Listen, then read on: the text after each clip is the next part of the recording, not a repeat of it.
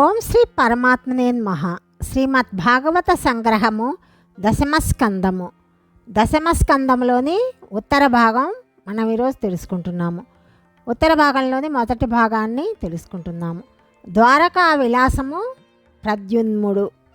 దేవతల రక్షణ గురించి కుమారస్వామి పరమశివుని పుత్రుడై జన్మించాల్సి ఉంది. కానీ సతీదేవి దేహత్యాగము చేసిన తర్వాత శివుడు ఏకాకి తపోనిష్ఠుడై ఉన్నాడు.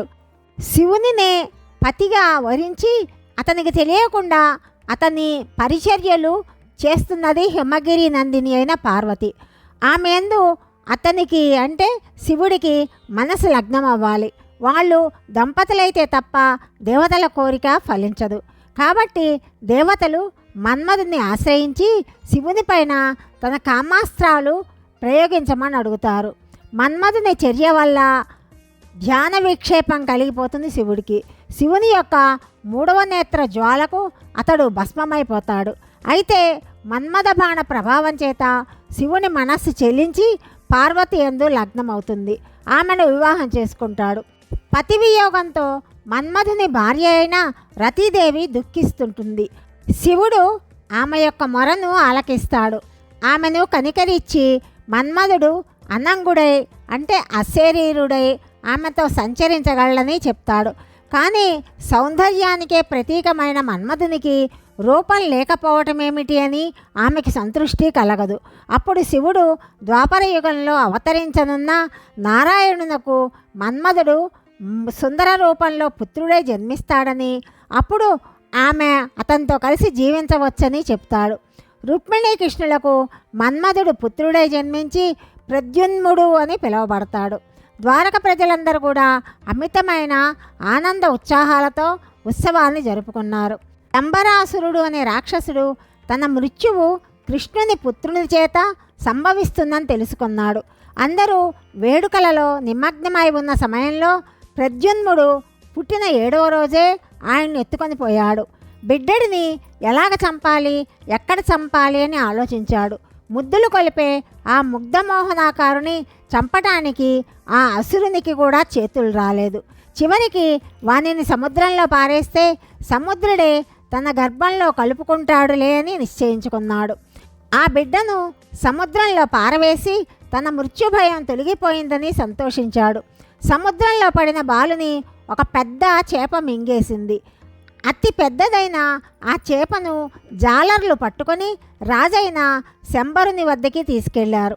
అతడు సంతోషించి జాలరులకు ధనమిచ్చి చేపను పాకశాలకు పంపించాడు. వంటవాళ్ళు ఆ చేపను కోశారు. దాని పొట్టలో ఉన్న దివ్యసుందర బాలుని చూశారు. ఆశ్చర్యపోయి ఆ బిడ్డను ఆ పాకశాలను నిర్వహిస్తున్న మాయావతి అనే ఆమెకు చూపించారు.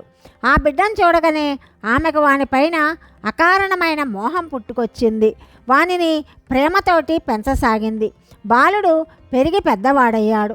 ఒకనాడు నారదుడు వచ్చి ఆమె పెంచుతున్న బాలుడు పూర్వము మన్మధుడని, అతడు రుక్మిణీ కృష్ణుల పుత్రుడై పుట్టి ప్రద్యుమ్నుడు అని పిలువబడ్డాడని, అతని చేత శంబరాసురుడు చావవలసి ఉన్నదని, ఆ విషయం తెలుసుకొని శంబరుడు 7 రోజుల పురిటి బిడ్డను ఎత్తుకుపోయి సముద్రంలో పడేస్తే వాడు చేప కడుపులో పడి శంబరుని వంటింటికి వచ్చి చేరాడని, అదృశ్యమైన బిడ్డను గురించి అలమటించి రుక్మిణీదేవి కృషించిపోతున్నదని చెప్పాడు.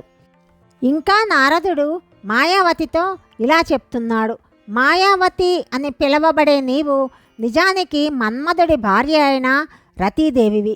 మహాదేవుని మాట ప్రకారం తన పతిని కలుసుకోవచ్చని భూలోకంలో సంచరిస్తూ శంబరునిచే చెరపట్టబడి అక్కడ ఉన్నావని, త్వరలోనే శంబరాసుర వధ జరిగిపోతుందని, అటు తర్వాత మీరిద్దరూ ద్వారకకు వెళ్ళిపోవచ్చని చెప్పి నారదుడు నిష్క్రమించాడు.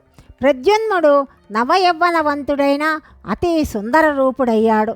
నారద మహర్షి చెప్పిన తర్వాత ఆ బాలుడు తన భర్తేని తెలుసుకున్న మాయావతికి అతనిపైన ప్రేమానురాగాలు కట్టలు తెంచుకొని వచ్చాయి. ఆమె యొక్క దృక్పథమే మారిపోయింది. ప్రద్యుమ్నుడు ఆమె ప్రవర్తనలోని మార్పును గమనించాడు. ఒకరోజు ఇలా అడుగుతున్నాడు. తల్లి, కొద్ది రోజులుగా నీలో మాతృత్వము కనిపించటం లేదు. పుత్రుడనైనా నా పట్ల నీకు వాత్సల్యానికి బదులుగా కామతృష్టయే కనిపిస్తున్నది.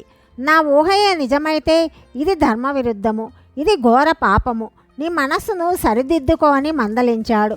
అప్పుడు ఆమె నారద మహర్షి వలన తెలుసుకున్న తన యొక్క పూర్వజన్మ వృత్తాంతాలను, వెంటనే శంబరాసుని వధించవలసిన ఆవశ్యకతను, పుత్రవియోగ దుఃఖం నుండి రుక్మిణీదేవిని కాపాడవలసిన ఆవశ్యకతను వివరించి చెప్పింది. ఇలా మళ్ళీ అంటున్నది, ఈ శంబరుడు గొప్ప మాయలమారి, మహాక్రూరుడు, దేవతలను కూడా జయించిన బలశాలి. వీనిని హతమార్చటము అంత సులువేమీ కాదు.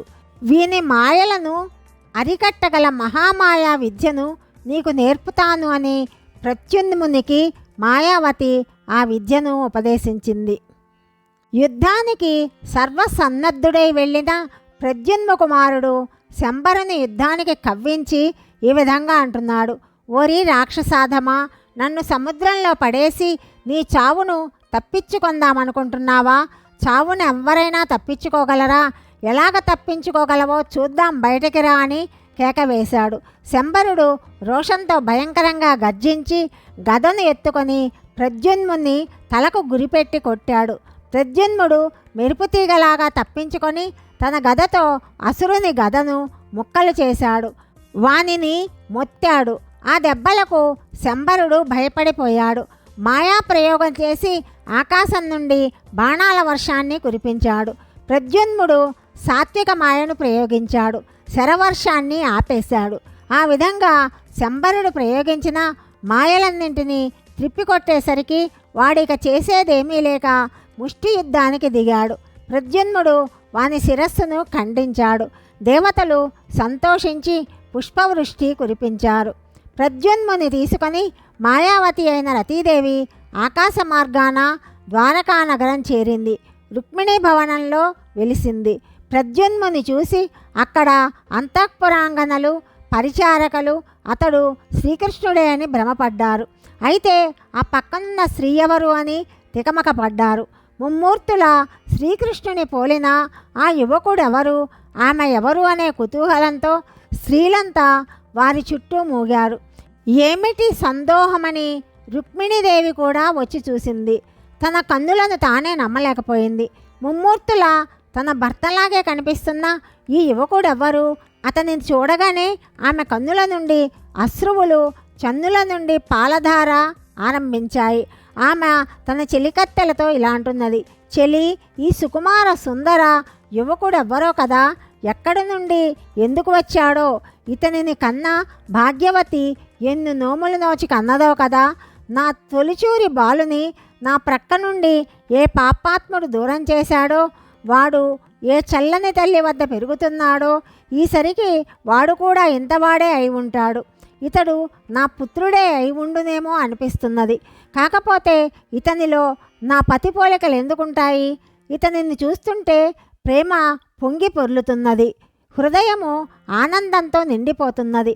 ఆనందాశ్రువులు కారుతున్నాయి, పాలు పొంగారుతున్నాయి అని ఆ తల్లి తల్లడిల్లిపోతున్నది.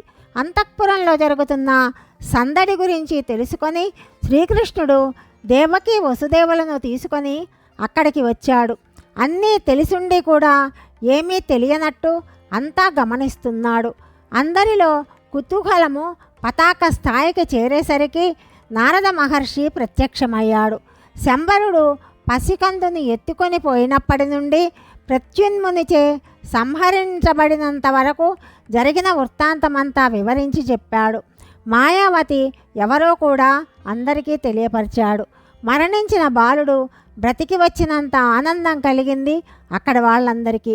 దేవకీ వసుదేవులు, బలరామకృష్ణులు, రుక్మిణీ సమేతులైన అంతఃపుర కాంతలందరూ రతి ప్రద్యున్ములను ప్రేమతో ఆశీర్వదించారు. రుక్మిణీదేవి కొడుకును కౌగలించుకొని మృత్యుముఖం నుండి తప్పించుకొని దుష్టరాక్షసుని సంహరించి భార్యతో సహా వచ్చినందుకు ఆనంద బాష్పాలు రాల్చింది.